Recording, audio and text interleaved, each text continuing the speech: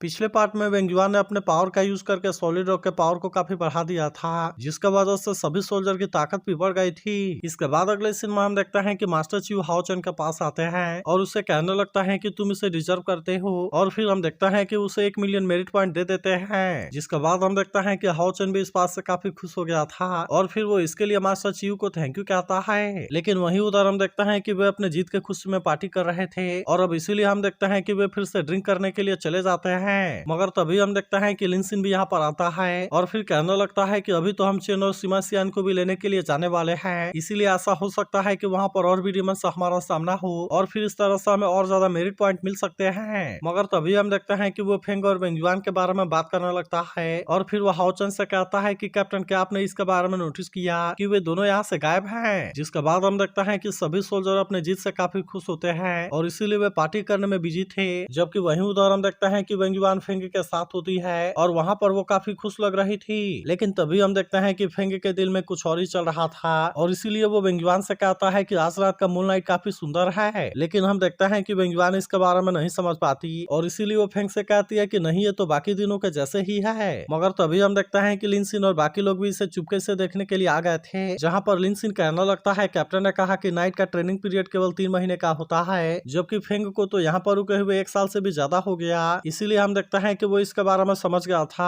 और फिर वो कहने लगता है कि फेंग जरूर ही वेंगुआन को पसंद करता होगा, नहीं तो फिर वो इतना टाइम के लिए यहाँ पर नहीं रुका होता। लेकिन वही उधर हम देखते हैं कि हानियू को अभी भी इसके बारे में समझ में नहीं आता और वो लिनसिन से कहता है लेकिन फेंग तो मून के बारे में बात कर रहा है। मगर तभी हाओ चेन से कहता है कि तुम अपने आवाज को कम करो, नहीं तो हो सकता है कि इसके वजह से वे डिस्टर्ब हो जाएं। तभी इसी वक्त हम देखते हैं कि फेंग वेंगुआन से कुछ कहने के लिए चाहता है, लेकिन उसी वक्त वेंगुआन भी उसे कुछ कहने वाली थी। जिसके बाद फेंग वेंगुआन से कहता है कि सबसे पहले तुम ही बोलो। तब हम देखते हैं कि वेंगुआन भी इसके लिए मान गई थी और फिर वो फेंग से पूछती है कि आगे का तुम्हारा क्या प्लान है और अब क्या तुम नाइट हॉल में वापस जाओगे। लेकिन हम देखते हैं कि फेंग ऐसा कुछ नहीं करने वाला था, इसीलिए वो इसे कहता है कि मैं नाइट हॉल में वापस नहीं जाने वाला, क्योंकि मैं अभी के लिए वॉरियर हॉल में ही रहना चाहता हूँ और भले ही मुझे यहाँ पर रहते हुए केवल 1 साल हुआ है, लेकिन मैं वॉरियर हॉल को पहले से ही पसंद करने लगा हूँ। इसी के साथ वो कहता है कि मैं वॉरियर हॉल के लोगों को भी पसंद करने लगा हूँ, लेकिन फिर हम देखते हैं कि वो इसके आगे नहीं बोल पाता। लेकिन तभी हम देखते हैं कि लिनसिन इसके लिए काफी एक्साइटेड हो जाता है और फिर वो सोचने लगता है कि क्या फेंग अपने फीलिंग को कन्फेस करने वाला है। मगर वही हम देखते हैं कि वेंगुआन अभी भी फेंग के बातों को नहीं समझ पाई थी, इसीलिए वो इसे कहने लगती है कि सच में क्या तुम वॉरियर हॉल में ही रहना चाहते हो, क्योंकि मुझे लगता है कि ये तो बेस्ट है। और फिर हम देखते हैं कि वो जैसे ही इसके हाथों को पकड़ती है, फेंग का दिल काफी जोरों से धड़कने लगता है। तभी वेंगुआन उसे कहने लगती है मैं भी उम्मीद करती हूँ कि तुम यहीं पर रहोगे, ताकि इस तरह से तुम जायंट स्पिरिट आर्मी को मैनेज करने में हेल्प कर सको। फिर वो कहने लगती है कि वॉरियर हॉल में दोनों मास्टर के अलावा केवल तुम ही हो जिसके ऊपर मैं सबसे ज्यादा यकीन करती हूँ। जिसके बाद हम देखते हैं कि ऐसी बातों से फेंग भी काफी खुश हो गया था और फिर वो वेंगुआन से कहता है मुझे इस बात की खुशी है कि मैं तुम्हारा भरोसेमंद आदमी बन सका, लेकिन क्या इसके अलावा तुम मुझे किसी और चीज के बारे में भी बताना चाहती हो। लेकिन वही हम देखते हैं कि वेंगुआन अभी भी इसके फीलिंग के बारे में समझ नहीं पाई थी, इसीलिए हम देखते हैं कि वो सच में इसके बारे में सोचने लगती है और कहने लगती है कि इसके अलावा मैं तुमसे किसी और चीज के बारे में क्या बात करना चाहती थी। तभी वो इससे कहने लगती है मुझे इस बात की खुशी है कि इस साल मैं तुम्हारे साथ में मिलकर फाइट कर सकी। लेकिन वहीं हम देखते हैं कि इसके बारे में सुनकर फेंग थोड़ा सा उदास हो गया था, लेकिन इसके बाद हम देखते हैं कि फेंग उसे अपने फीलिंग के बारे में बताने के लिए रेडी हो गया था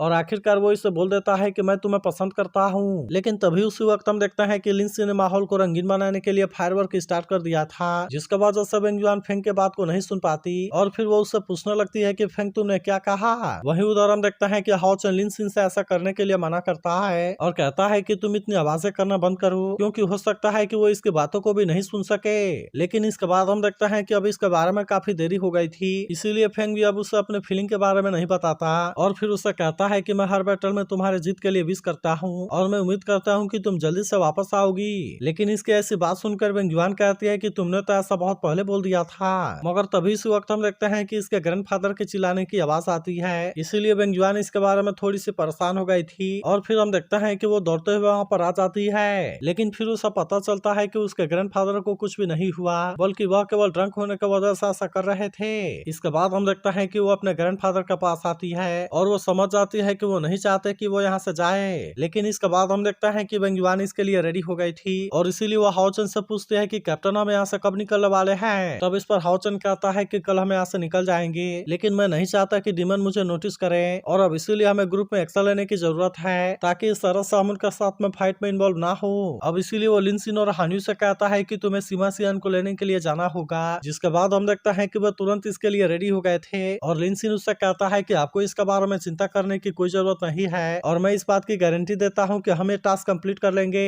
जिसके बाद हम देखते हैं कि हाओ चन, सायरा और वेंगुआन वांसु पैलेस में जाने के लिए रेडी हो गए थे ताकि वहाँ पर वे चेन से मिल सके। इसके बाद अगले सीन में हम देखते हैं कि वे वांसु पैलेस में जाने के लिए निकल गए थे, जहाँ पर कि कुछ टाइम के बाद वे पहुंच भी जाते हैं। लेकिन तभी वे देखते हैं कि यहाँ का नजारा सच में बहुत ही सुंदर है और इसीलिए वे कहने लगता है कि ऐसा एनवायरनमेंट में ग्रो होना सच में बहुत ही ब्यूटीफुल है। तब इस पर वेंगुआन कहती है इसमें हैरानी की कोई बात नहीं है कि चेन ऐसी चीजों को पसंद करती है। तभी इसी बीच हम देखते हैं कि इनके सामने कोई फिश आ जाती है जो कि हाओ चन के आसपास में घूमने लगी थी और इसीलिए हाओ चन कहता है कि ये फिश तो बहुत ही फ्रेंडली है। मगर तभी इस वक्त हम देखते हैं कि सायर को यहाँ पर कोई आदमी दिखाई देता है जिसके चेहरे पर कोई मार्क बना हुआ था और इसीलिए वो हाओ चन से भी उस आदमी के चेहरे को देखने के लिए कहने लगती है। लेकिन तभी हम देखते हैं कि वो आदमी तुरंत वहाँ से जाने के लिए रेडी हो गया था, जिसका वजह से हाओ चन समझ जाता है कि वो हमसे कुछ छुपाना चाहता है और वही वेंगुआन कहने लगते हैं कि कहीं वांसु पास में कुछ तो नहीं हो गया। इसके बाद हम देखते हैं कि वह यहाँ से आगे जाने के लिए रेडी हो गए थे, जहाँ पर वो आदमी भी इनके सामने से गुजरता है। तब इसके चेहरे को देख हाओ चन को भी इसके बारे में चिंता होने लगती है और इसीलिए वो भी सोचने लगता है कि कहीं सोल पैलेस के साथ में तो कुछ नहीं हो गया। जिसके बाद वेंगुआन कहती है कि फिर हमें इसके लिए कोई वेट नहीं करना चाहिए और फिर हमें जल्दी से चेन को खोजने के लिए निकल जाना चाहिए। जिसके बाद हम देखते हैं कि हाओ चन भी इसके लिए रेडी हो गया था, इसीलिए वो इसके बारे में कोई देर नहीं करता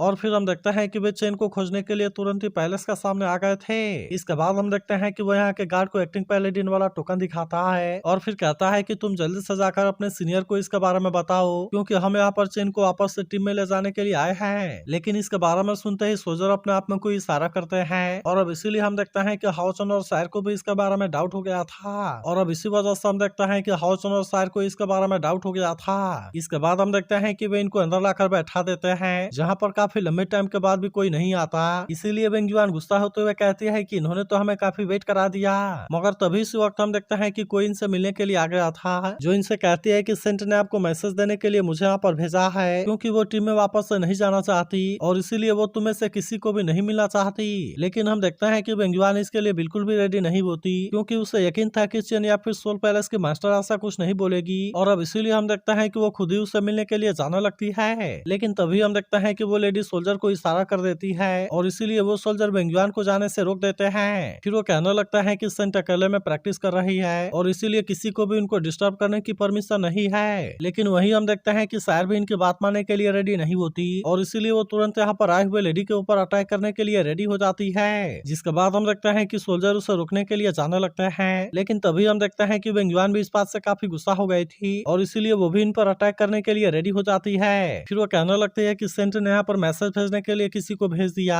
लेकिन इसके बाद फिर तुम बोल रहे हो कि वो सेक्लूजम में प्रैक्टिस कर रही है और इसीलिए मुझे लगता है कि इसके बारे में कोई गड़बड़ है। मगर तभी हम देखते हैं कि हाओ चन इनको शांत होने के लिए कहता है, जिसके बाद वे इसकी बात मानकर इनको छोड़ देते हैं। फिर हाओ चन इनसे कहता है कि हम यहाँ पर कोई भी प्रॉब्लम क्रिएट करने के लिए नहीं आए हैं और इसीलिए मैं उम्मीद करता हूँ कि आप हमें इसके लिए माफ कर देंगे। तब इस पर वो लेडी इनसे कहती है कि चेन हमारे सोल पैलेस के लिए बहुत ही इंपॉर्टेंट है और इसीलिए मैं चाहती हूँ कि कल तुम भी सोल पैलेस से चले जाना। लेकिन अभी भी हम देखते हैं कि हाओ चन इसकी बात मानने के लिए रेडी नहीं होता, क्योंकि यहाँ पर उसे काफी अजीब सी फीलिंग आ रही थी, क्योंकि यहाँ का कोई भी आदमी इनको चेन से नहीं मिलने देना चाहता, जिसका वजह से हाओ चन समझ जाता है कि चेन के साथ में जरूर कुछ हुआ होगा। अब इसीलिए हम देखते हैं कि वे खुद ही चेन को खोजने के लिए डिसाइड करते हैं, लेकिन असल में ऐसा कर पाना इतना भी आसान नहीं होता, क्योंकि यहाँ चारों तरफ केवल सोल्जर ही सोल्जर फैले हुए थे। लेकिन इसके बाद भी हम देखते हैं कि वे इतना आसानी से हार मानने वाले नहीं होते और वे चुपके से चेन को खोजने के लिए जाने लगते हैं। लेकिन तभी इस वक्त हम देखते हैं कि यहाँ पर एक फिश आ जाती है, जिसका वजह से यहाँ के सभी सोल्जर पूरी तरह से अलर्ट हो गए थे।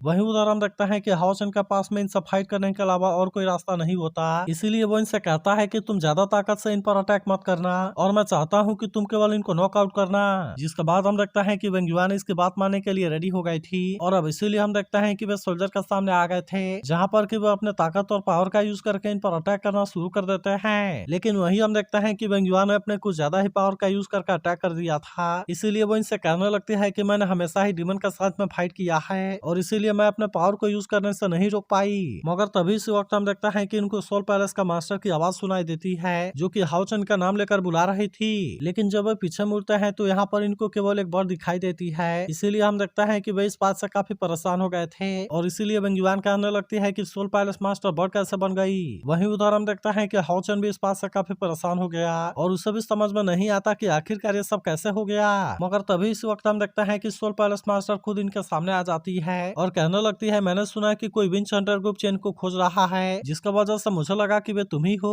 मगर तभी इस वक्त हम देखते हैं कि हाओचन को इसके पास में भी फिदर दिखाई देते हैं और इसीलिए वो इससे पूछता है कि आखिरकार यहाँ पर क्या हो रहा है। तब इस पर वो इनको बता देती है कि चेन को बहुत ही जल्द सेक्रीफाइस किया जाएगा, इसीलिए मैं चाहती हूँ कि तुम जल्दी से उसे बचा लो। तब इसके बारे में सुनकर वे सभी इस बात से काफी हैरान हो जाते हैं। वहीं उधर हम देखते हैं कि चेन भी किसी पावर में बहुत बुरे तरीके से फंसी हुई थी, जहाँ पर कि वो हेल्प के लिए आवाज लगा रही होती है। तो क्या आपको लगता है कि हाओचन और उसके साथी चेन को वहाँ से बचा पाएंगे? इसके बारे में कमेंट करके जरूर बताना और अगर आप इसके अगले एपिसोड के लिए भी एक्साइटेड हो तो इसके लिए कमेंट जरूर करना।